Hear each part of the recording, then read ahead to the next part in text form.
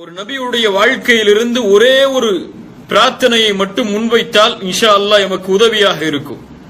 நபி யூசுப் அலைஹிஸ்ஸலாத்து வஸ்ஸலாம் குணத்திலும் அழகிலும் ஈமானிலும் மிக அழகானவர். குணத்திலும் அழகிலும் ஈமானிலும் மிக அழகானவர். அவரை போன்று அழகானவரை அல்லாஹ் ரப்புல் ஆலமீன் இந்த பூமியில் படைக்கவில்லை. அல்லாஹ் அவ்வளவு அழகோடு நபி யூசுஃபை படைத்தார். அவ்வளவு குணங்களோடு நபி யூசுஃபை அமைத்தார். அவ்வளவு ஈமானை அந்த நபி யூசுஃபுக்கு அல்லாஹ் வழங்கினான் அலைஹிஸ்ஸலாம். நபி யூசுப் அலைஹிஸ்ஸலாம் அந்த சூராவை நீங்கள் எண்ணி பார்த்தால் தெரியும், கிட்டத்தட்ட 9 சோதனைகளால் சோதிக்கப்பட்டார்கள். ஒரு நபி பிறந்ததிலிருந்து அவர்களுடைய வாழ்வில் மரணம் வரை முழு வாழ்க்கையும் சோதனையாகவே அமைந்தது.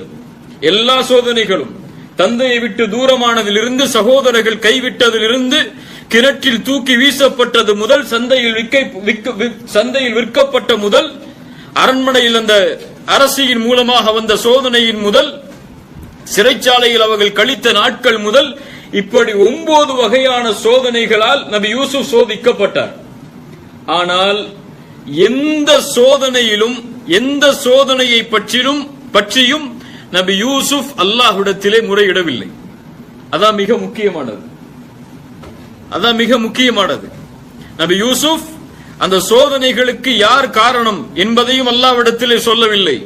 யா அல்லாஹ், இந்த சோதனைகளால் நான் பாதிக்கப்பட்டிருக்கிறேன், அதனால் இந்த சோதனைகளை கொடுத்தவர்களை நீ அவர்களுக்கு தண்டனையை கொடு என்று நபி யூசுப் கேட்கவே இல்லை. இந்த சூரா முழுக்க படித்து பார்த்தால் அல்லாஹ்விடத்திலே நபி யூசுப் தன்னுடைய கஷ்டங்களுக்கு காரணமானவர்களை பற்றி சொல்லவே இல்லை. அந்த கஷ்டங்களையும் முறையிடவில்லை. என்ன நபி யூசுப் புரிந்தார்? இது அல்லாஹ்வுடைய கதரால் நடக்கிறது. அல்லாஹ்வுடைய கதரால் தான் என் சகோதரர்கள் என்னை தூரமாக்கினார்கள். அல்லாஹ்வுடைய கதரால் தான் இந்த கிணற்றில் நான் வீசப்பட்டேன். அல்லாஹ்வுடைய கதரால் தான் சந்தையில் நான் விற்கப்பட்டேன். அல்லாஹ்வுடைய கதரால் தான் சந்தையில் விற்கப்பட்ட நான் ஒரு அரண்மனையில் தங்க வைக்கப்பட்டேன். அல்லாஹ்வுடைய கதரால் தான் அந்த அரசியுடைய சோதனை என்னை சூழ்ந்தது. அல்லாஹ்வுடைய கதரால் தான் சிறைச்சாலையில் நான் தங்க வைக்கப்பட்டேன். அல்லாஹ்வுடைய கதரால் தான் கனவிற்கு விளக்கம் கொடுத்த அந்த 2 தோழர்களில் ஒருவர் தப்பித்து அந்த அரசரிடத்தில் நினைவுபடுத்துவதற்கு மறந்தார். எல்லாம் நபி யூசுஃபுக்கு தெரியும் இது யாரால் நடந்ததென்று. ஆனால் யாரை பற்றியும் அல்லாஹ்விடத்திலே முறையிடாமல் இந்த கதரை தன்னுடைய வாழ்வில் ஏற்றுக்கொண்டார். இந்த கதரை தன்னுடைய வாழ்வு முழுக்க ஏற்றுக்கொண்டார். அல்லாஹ்விடத்திலே அவர் கேட்டது, இந்த சூரா முழுக்க நீங்கள் படித்து பார்த்தால் ஒரே ஒரு துஆ தான். அல்லாஹ்விடத்தில் நபி யூசுப் கேட்டது ஒரே ஒரு துஆ தான். அந்த துஆவை நாம் படித்தால் ஆச்சரியப்படுவோம். ஒரு நபி இப்படி அல்லாஹ்விடத்திலே முறையிடுவாரா என்று. இவ்வளவு சோதனைகளை தாங்கி எல்லாம் தன்னிடத்திலே கிடைத்து விட்டது. தான் நாடிய உறவுகள் தன்னை நோக்கி வந்து விட்டது.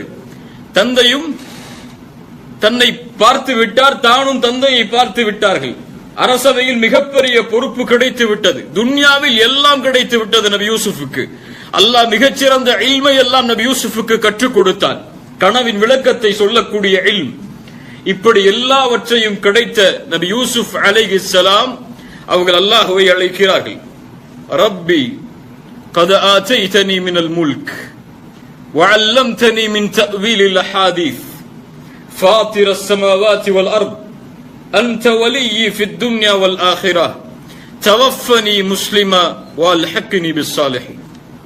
நபி யூசுப் கேட்ட ஒரே துஆ அல்லாஹ் குறிப்பிடுவது. எல்லாவற்றையும் பிறகு அல்லாஹ் கடைசி குசூராவை நபி யூசுஃபுடைய வரலாற்றை முடிப்பதற்கு முன்னால் அல்லாஹ் இந்த துஆவை சொல்கிறான். என்ன சொல்ல வருகிறான் அல்லாஹ்? இதுதான் நபி யூசுஃபுடைய இறுதி வாழ்க்கையின் கேட்ட துஆ. அந்த ஒட்டுமொத்த வாழ்க்கையின் இறுதியிலும் நபி யூசுப் அல்லாஹ்விடத்திலே முறையிடுகிறார். ரப்பி, என் ரப்பே, உரிமையோடு அழைக்கிறார். அல்லாஹ் அவ்வளவு அவர்களை சோதித்தாலும் என் ரப்பு இல்லையா அல்லாஹ், நீ என்னை இவ்வளவு சோதித்து விட்டாய், ஏன் சோதித்தாய் என்று அல்லாஹ்வை கோபிக்கவில்லை. ரப்பி, இருந்தாலும் என் ரப்பு தான் நீதான் என்னை படைத்தவன், என்னை பரிபாலிப்பவன், எனக்கு எல்லாவற்றையும் கொடுத்தவன். ரப்பி கத் ஆதைதனி மினல் முல்க், யா அல்லாஹ், நீ கொடுத்தாய் அரசாட்சியை. எதிலிருந்து? உன் அரசாட்சியிலிருந்து. உன் அரசாட்சியிலிருந்து அரசாட்சியை நீ கொடுத்தாய். நான் அல்ல அரசன், நீதான் உண்மையான அரசன். நீதான் அந்த அரசாட்சி எனக்கு கொடுத்தாய். வஅல்லம்தனி மின் தஅவீலில் அஹாதீஸ், யா அல்லாஹ் நீதான் எனக்கு இந்த இல்மை, கனவின் விளக்கத்தை அறியக்கூடிய இல்மை நீதான் எனக்கு கற்றுக் கொடுத்தாய். என்ன சொல்லல அல்லாஹ்ட்ட போய், யா அல்லாஹ் நான் அரசன் ஆயிட்டேன், யா அல்லாஹ் நான் கனவுடைய விளக்கத்தை கத்துக்கிட்டேன்னு சொல்லல. இன்னைக்கு நம்ம என்ன சொல்லுவோம்? ஒரு வேலை கிடைச்சிருச்சுன்னா, வேலை கிடைச்சிருச்சு அல்ஹம்துலில்லாஹ்னு சொல்லுவோம். காசு கிடைச்சிருச்சு அல்ஹம்துலில்லாஹ்னு சொல்லுவோம். எனக்கு ஒரு உதவி கிடைச்சிருச்சு அல்ஹம்துலில்லாஹ்னு சொல்லுவோம். நபி யூசுப் எப்படி சொல்றாரு? யா அல்லாஹ் நீதான் எனக்கு இதை கொடுத்த, அல்லாஹ்வை முற்படுத்துகிறாய். யா அல்லாஹ் நீதான் எனக்கு இதை ஏற்படுத்தினாய், நீ இல்லாமல் இதை ஏற்படுத்தி இருக்க முடியாது. குலில்லாஹும்ம மாலிகல் முல்க் து'த்தில் முல்க மன் தஷா வ தன்ஸிஉல் முல்க மிம்மன் தஷா வ துஇஸ்ஸு மன் தஷா வ துதில்லு மன் தஷா பியதிகல் கைர் இன்னக அலா குல்லி ஷைஇன் கதீர். யா அல்லாஹ் நீதான் அரசர்களுக்கெல்லாம் அரசன். து'த்தில் முல்க மன் தஷா, நீ நாடியவர்களுக்கு ஆட்சியை கொடுப்பாய். வ தன்ஸிஉல் முல்க மிம்மன் தஷா, நீ நாடியவர்களை ஆட்சியிலிருந்து இறக்கி விடுவாய். வ துஇஸ்ஸு மன் தஷா, நீ நாடியவர்களை கண்ணியப்படுத்துவாய். உலகமெல்லாம் சேர்ந்து ஒருவனை இழிவுபடுத்த வேண்டும் என்று நாடினாலும் அல்லாஹ் அவனை கண்ணியப்படுத்த வேண்டும் என்று நாடினால் கண்ணியப்படுத்தி விடுவான். உலகமெல்லாம் சேர்ந்து ஒருவனுக்கு கண்ணியத்தை கொடுக்க நாடினாலும் அல்லாஹ் அவனை இழிவடைய செய்ய வேண்டும் என்று நாடினால் இழிவடைய செய்து விடுவான். பியதிக்கல் கைர், நன்மைகள் எல்லாம் அவனுடைய கரத்தில் தான். நீதான் எல்லாவற்றின் மீதும் ஆற்றல் உள்ளவளாக இருக்கிறாய்.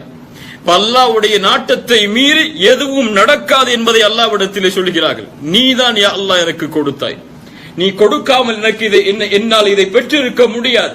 நான் பேசுகிறேனா, நீ கொடுத்த பேச்சு இது. நான் சம்பாதிக்கிறேனா, நீ கொடுத்த சம்பாத்தியம் இது. தஅவாவில் இருக்கிறேனா, நீ வழங்கிய வாய்ப்பு இது. நீ வழங்கவில்லை என்றால் இந்த தஅவாவில் நான் இருக்க முடியாது. நீ வழங்கவில்லை என்றால் இந்த களத்தில் இருந்து என்னால் பணி செய்ய முடியாது. என் முயற்சி என்னால் நடந்தது, நான் சம்பாதித்தேன், நான் கற்ற இல்ம் என்று எவன் தன்னை முற்படுத்துகிறானோ அவனை அல்லாஹ் தன்னுடைய அடியானாக அங்கீகரிக்க மாட்டான்.